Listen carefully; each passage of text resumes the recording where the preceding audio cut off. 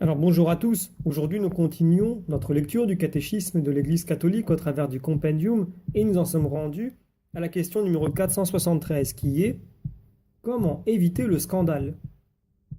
Donc le scandale qui consiste à porter autrui à faire le mal est à éviter en respectant l'âme et le corps de la personne. Si l'on porte délibérément autrui au péché grave, on commet une faute grave.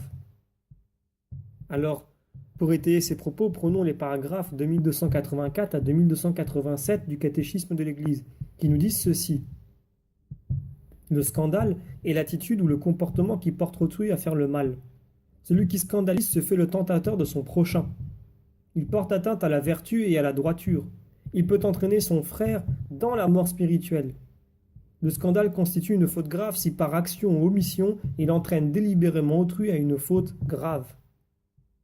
Le scandale revêt une gravité particulière en vertu de l'autorité de ceux qui le causent ou de la faiblesse de ceux qui le subissent. Il a inspiré notre Seigneur cette malédiction. Qui scandalise un de ses petits, il vaudrait mieux pour lui que l'on ait précipité dans la mer avec une pierre au cou. Le scandale est grave lorsqu'il est porté par ceux qui, par nature ou par fonction, sont tenus d'enseigner et d'éduquer les autres. Jésus en fait le reproche aux scribes et aux pharisiens. Il les compare à des loups déguisés en agneaux. Le scandale peut être provoqué par la loi ou par les institutions, par la mode ou par l'opinion.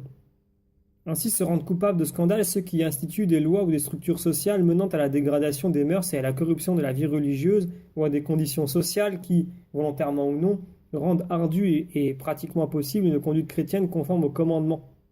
C'est ce que dit notamment Pie XII dans son discours du 1er juin 1941. Il en va de même des chefs d'entreprise qui portent des règlements incitant à la fraude, des maîtres qui exaspèrent leurs enfants, et de ceux qui, manipulant l'opinion publique, la détournent des valeurs morales. Celui qui use de pouvoir dont il dispose dans des conditions qui entraînent à mal faire se rend coupable du scandale et responsable du mal qu'il a, directement ou indirectement, favorisé. Il est impossible que les scandales n'arrivent pas, mais malheur à celui par qui ils arrivent. Luc chapitre 17.